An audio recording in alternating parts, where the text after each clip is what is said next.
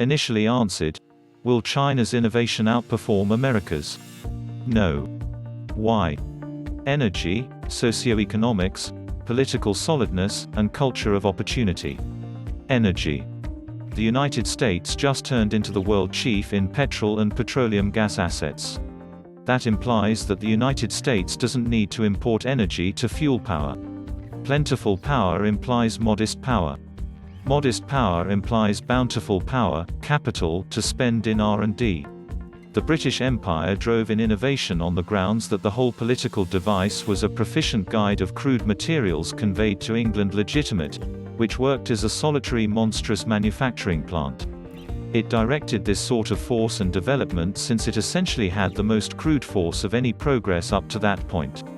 The United States is by and by roosted around there, and will probably remain in that position except if something definitely changes, Yellowstone National Park turning into a spring of gushing lava, for example. Bountiful energy rises to energy to squander in stuff that doesn't work, so you sort out what works and how to utilize it. China, for the entirety of its labor, needs to import a significant part of the crude materials to fuel its tech base. It likewise can't approach the energy local area that exists in the United States as of now.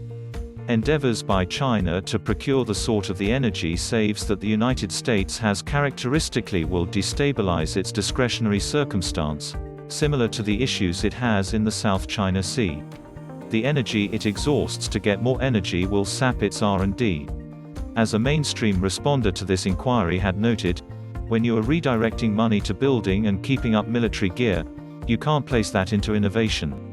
China's energy expenses to make a solid military and naval force will turn out to be a lot higher per capita than the US is spending at the present time. This is just the primary issue China has. It's not even the most compelling motivation. It will before long be not able to support its innovation improvement or financial turn of events. Socioeconomics. This is the glaring issue at hand that nobody yet Peter Zeihan is discussing.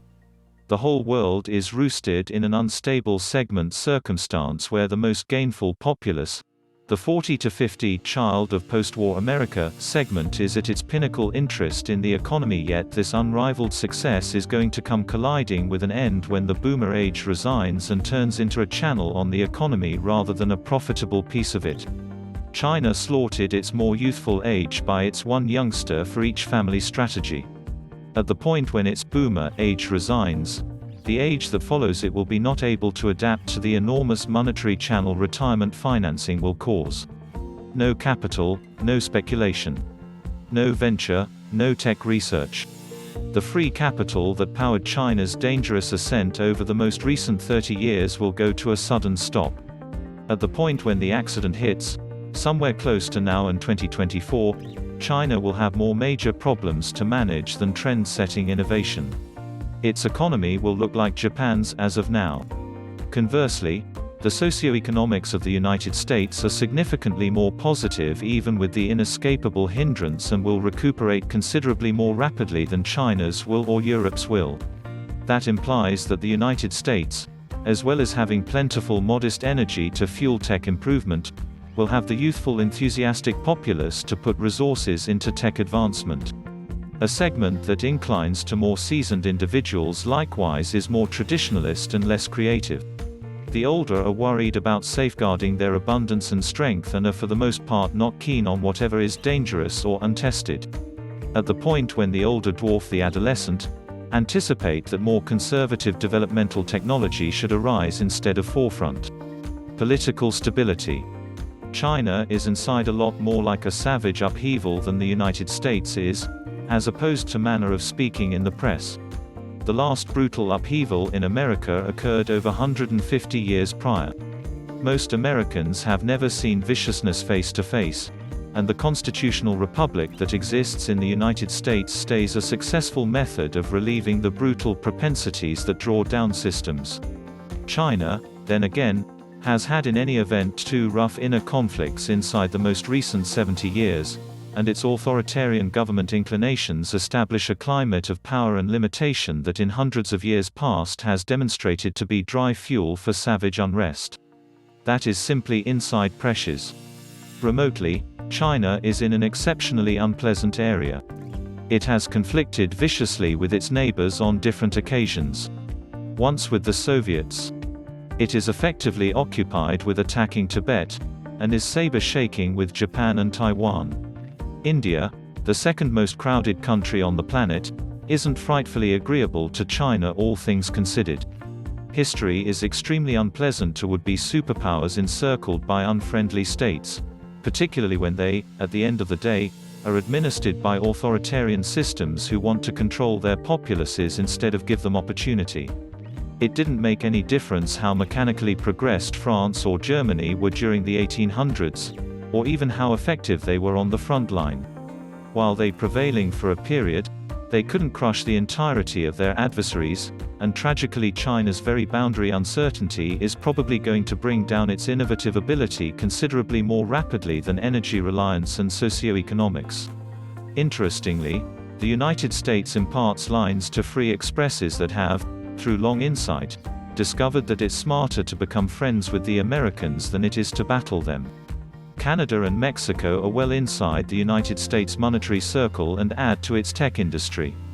Mexico is more than able to venture into the assembling vacuum avoided by taking U.S. enterprises with regard to China.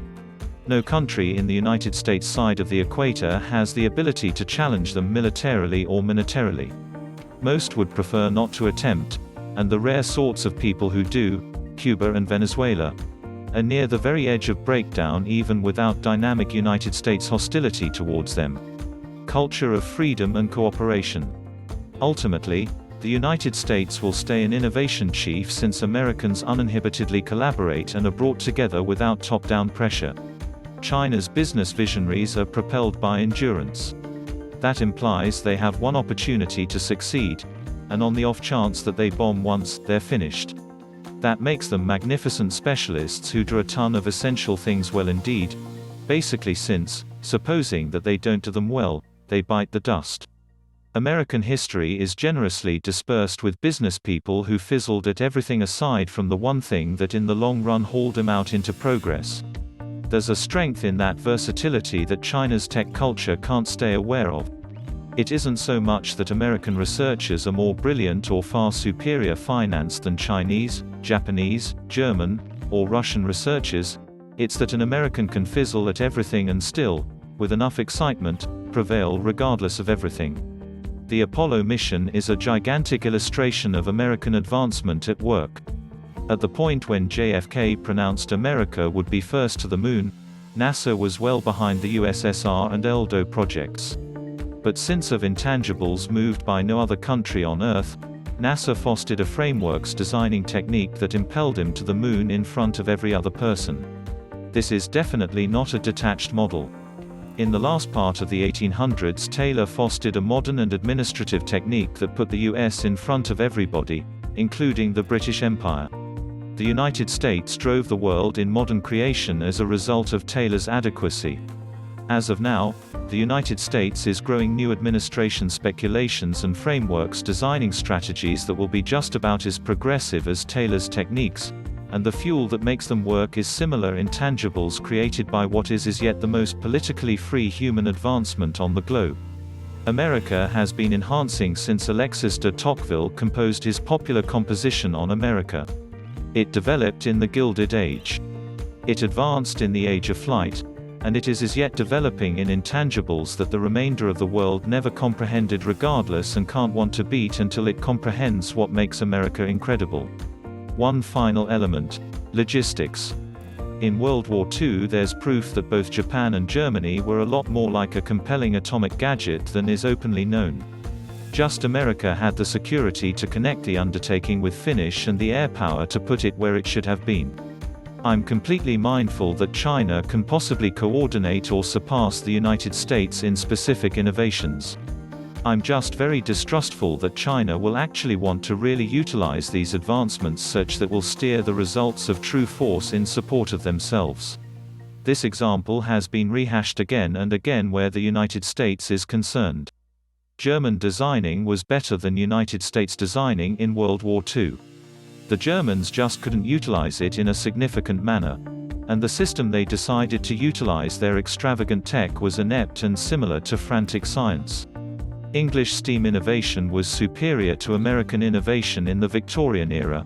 However, traps with continental European powers at last finished British world authority. Gandhi brought the final knockout to the soul of British ascendancy, yet the empire had effectively seeped out its labor in the two universal conflicts and lost the edge it delighted in. The Japanese had prevalent flight innovation in World War II. Yet their strategic ability to take up arms didn't coordinate with their innovation advantage in specific zones. In the end, innovation is just viable on the off chance that it is upheld by a decent economy and a populace situated to utilize it to the best impact. From what I see of the international variables in Asia, China is remaining on the slope of coming up short to start to lead the pack innovatively, however, even to stay practical as a unify.